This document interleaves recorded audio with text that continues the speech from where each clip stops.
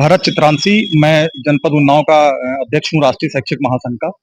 और आज ये हम लोगों की जो मुख्य मांग थी, ये डिजिटलाइजेशन और ऑनलाइन अटेंडेंस का जो आदेश, अमानवीय आदेश जारी किया गया है महानिदेशक महोदया के द्वारा, इसको वापस लेने की हम लोगों की प्रमुख मांग है। क्योंकि हम लोगों के पास केवल 14 सीएल हैं, जिसके सहारे हम लोग पूरी अपनी नौकरी 1 साल की पार करते हैं। 1 साल में मात्र 14 अवकाश हमको मिलते हैं सीएल के रूप में।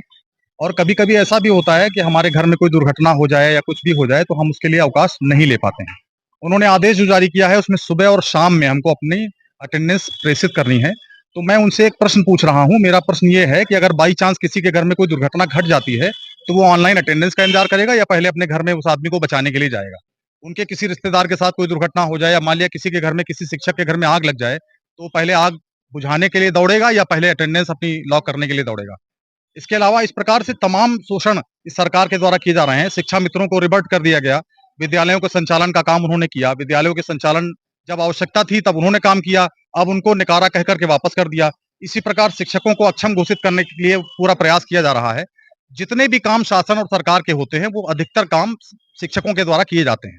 जनगणना, मतगणना, किसी भी प्रकार की बाल गणना, कुछ भी होता है वो शिक्षक को लगा देते हैं, और शिक्षक बिल्कुल निष्क्रिय रूप में अपने दायित्वों का कार्य करने के लिए दौड़ रहा है। 60 किलोमीटर, 70 किलोमीटर महिलाएं अपने बच्चों को लेकर के जाती हैं। इतने दुर्गम रास्ते हैं, इतना प्रतिकूल मौसम है, कभी बारिश होती है, कभी ओले पड़ने लगते हैं, कभी गर्मी होती है। एसी में लोग नहीं बैठ रहे हैं, एसी फेल हो रहे हैं अधिकारियों के, और अध्यापक विद्यालयों में जाकर के बैठ रहा है। इस प्रकार के तानाशाहीपूर्ण आदेश की 15 जुलाई से अटेंडेंस जो लागू होनी थी, वो मात्र इस ज्ञापन और धरने को देखते हुए, शिक्षकों का प्रतिरोध देखते हुए 8 जुलाई से कंपल्सरी कर दी गई। उसके प्रतिकार में आज सभी शिक्षकों ने, यूपी के प्रत्येक जनपद के शिक्षकों ने पूर्ण रूप से बहिष्कार कर दिया है और 0 अटेंडेंस गई है। पूरे प्रदेश की ऑनलाइन अटेंडेंस 0। शासन और सरकार को इसको वापस लेना होगा किसी भी स्थिति में, क्योंकि ये पूर्णतया अमानवीय है और कहीं भी किसी भी शिक्षक के साथ कोई भी दुर्घटना कभी भी घट सकती है। सरकार द्वारा शिक्षकों की उपस्थिति के लिए 8 तारीख से ऑनलाइन व्यवस्था की गई। 8 बजे तक जो शिक्षक उपस्थित नहीं होगा उसे अनुपस्थित माना जाएगा, टाइप के माध्यम से। उसी के विरोध में हम लोग आए हैं।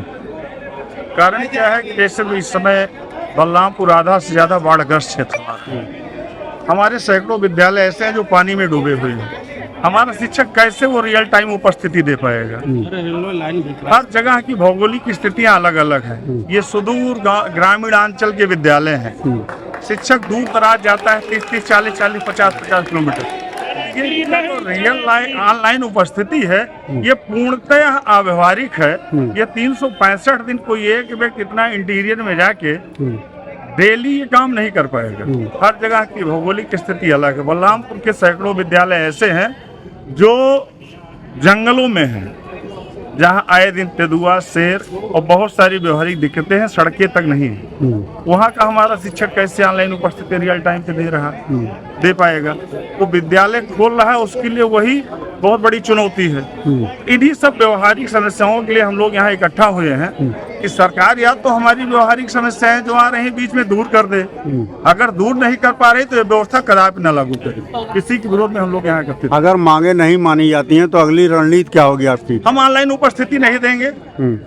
पूरे उत्तर प्रदेश में 6 लाख, लगभग 7 लाख शिक्षक हैं, मात्र 9 लोगों ने दिया है। हमारा विरोध विद्यालय स्तर पर चलता रहेगा।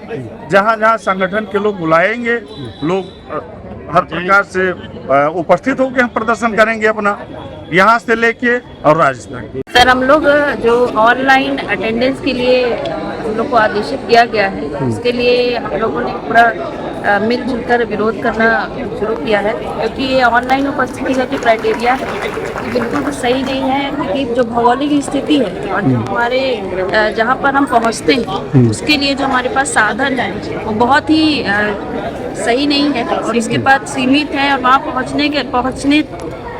पहुँच पाए इसके लिए भी बहुत जरूरी रास्ते नहीं है, सही तरीका नहीं है। और वहाँ पर इतनी इस समय जैसे बलरामपुर का जो इलाका है, ये हमेशा से बाढ़ग्रस्त रहा है, और बाढ़ग्रस्त होने के बावजूद भी 8 जुलाई से ऑनलाइन अटेंडेंस देने का जो आदेश है वो बिल्कुल गलत है। और इसके विरोध में हम सभी यहाँ पर उपस्थित हैं, चाहे पुरुष हो, चाहे महिला हो, चाहे शिक्षा मित्र हो, चाहे सहायक अध्यापक हो, चाहे प्रधानाध्यापक, हम सब मिलकर एक साथ इसी बात को कहेंगे कि ऑनलाइन उपस्थिति ना लेना।